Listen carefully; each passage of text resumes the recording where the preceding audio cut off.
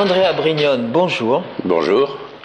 Vous êtes vice-président de l'Union des épargnants de France, enseignant à Assas, expert auprès de la Commission européenne et auteur d'un livre à succès qui s'intitule « Le Tao de la bourse et du trading ». Alors, quel rapport entre la philosophie chinoise et la bourse ? Bonne question.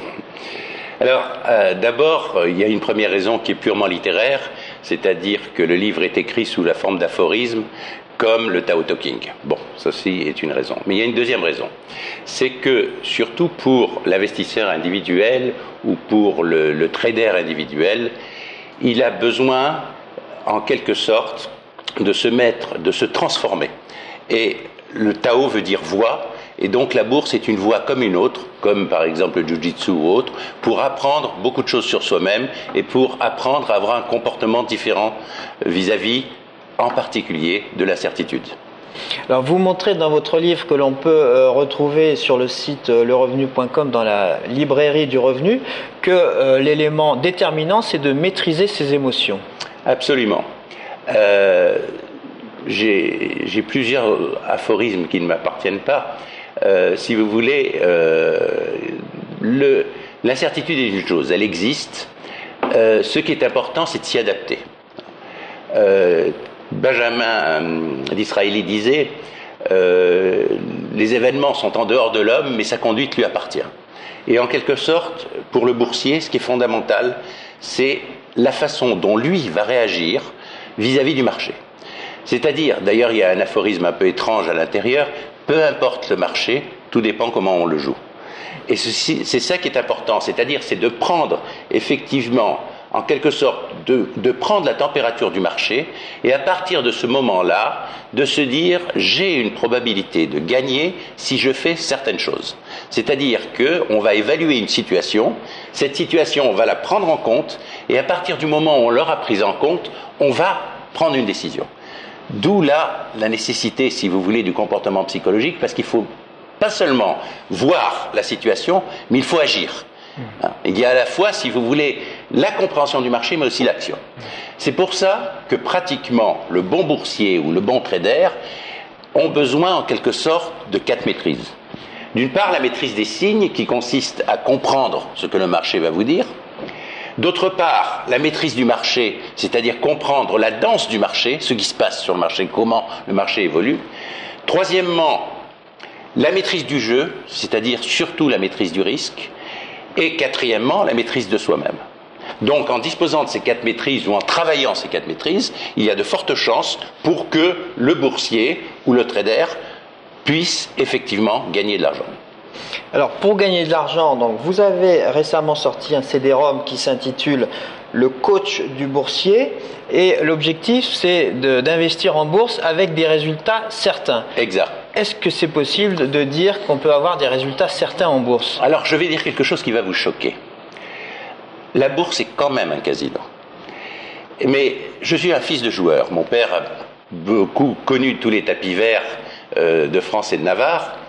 Et un jour, mon épouse lui a demandé « Mais peut-on gagner au casino ?» Il a dit « Oui, on peut gagner à condition d'acheter le casino. » Et en quelque sorte, l'investisseur peut acheter le casino. Pourquoi ? Parce que dans un casino, sur toutes les mises qui se font sur un casino, vous avez 3,5% à 4% qui restent au casino, quelle que soit la façon dont tournent les dés ou la roulette. Deuxièmement, le directeur du casino peut fermer la table quand il le veut. On dit faire sauter la banque. Et troisièmement, il y a des probabilités qui sont, pour lui, en particulier, le zéro de la roulette. Le boursier, c'est la même chose. Il peut arrêter quand il veut, les stops. D'une façon aléatoire, s'il fait un certain nombre d'opérations, il peut gagner de l'argent. Et troisièmement, il peut lui-même améliorer ses probabilités par la connaissance justement du marché. S'il réussit à améliorer ses probabilités, il va statistiquement, je dis bien statistiquement, être gagnant sur une certaine période, qu'elle soit très courte ou qu'elle soit longue. Alors, vos publications sont en partie inspirées de l'analyse technique. Exact. Est-ce qu'elles s'adressent également à l'investisseur de long terme qui achète des actions et qui les conserve pendant plusieurs années ? Écoutez, j'entends tout le temps dire que l'analyse technique ne sert pas à long terme. C'est tout à fait faux. Si on regarde les schémas de long terme, on va s'apercevoir que l'analyse technique vous parle beaucoup. Je vais vous donner un simple exemple. Dans l'année 2000, il y avait tout en haut de cette hausse magnifique que nous avions connue, une croix. Et cette croix, pour les analystes techniques qui connaissent en particulier ce qu'on appelle les chandeliers japonais, je ne vais pas rentrer dans les détails, voulait dire quoi? C'est la fin de la fête. Et vous allez remarquer qu'en 2007 aussi, sur certaines périodes, on va trouver une croix, cette croix avec une flèche très haute, qui dit c'est la fin de la fête. Donc, si vous voulez, l'analyse technique, même sur du long terme, sur du moyen terme, va vous donner des signaux très très importants qu'il faut analyser. Alors ensuite, bien sûr, si vous faites du très long terme, il est utile de voir l'analyse financière. Quoique, ayant été analyste financier dans ma tendre jeunesse, je peux dire que l'analyste financier ne peut travailler que ce sur quoi on lui donne. Et quand on lui donne des informations qui ne sont pas utiles, et surtout, je ne vois pas comment il peut les projeter à 20 ans, dit-on entre nous. L'analyse technique non plus, mais au moins elle vous indiquera qu'on est arrivé à un moment dangereux et qu'il ne faut pas continuer dans l'erreur. Voilà. Alors vous avez une longue expérience des marchés, oui. Les cours ont énormément baissé, depuis 2 à 3 semaines ils ont violemment rebondi. Quelle est votre vision des indices aujourd'hui? Comme je vous disais, je fais pratiquement jamais de pronostic, je ne fais que l'évaluation d'une situation. Pour un investisseur de long terme, nous avons beaucoup baissé. Donc, à la limite, qu'ils prennent un peu plus haut, un peu plus bas, ça n'a pas une très très grande importance. Et je dirais que ce qu'il faudrait, c'est qu'ils prennent à un moment où justement tout n'est pas reparti. Je sais bien que généralement, l'investisseur de long terme va prendre au moment où on est tout en haut. Mais peut-être justement, c'est le moment de commencer à réfléchir en regardant quelles sociétés, les sociétés qui ont une bonne visibilité, on peut prendre. Il n'y aura pas beaucoup de risques, elles ont beaucoup baissé. Pour l'investisseur de court terme, c'est complètement différent.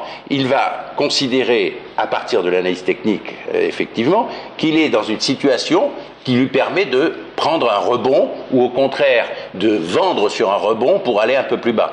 Mais donc, si vous voulez, ce sont deux points de vue différents, mais je crois qu'effectivement, l'analyse technique et, dans le cas de l'investisseur, une analyse raisonnée peuvent lui permettre de prendre des positions, et je pense que pour un investisseur, il peut commencer sérieusement à y réfléchir.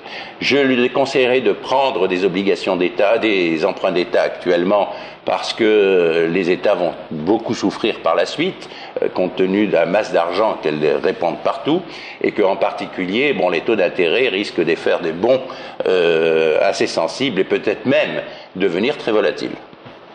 Andrea Brignone, merci. C'est moi qui vous remercie. Au revoir.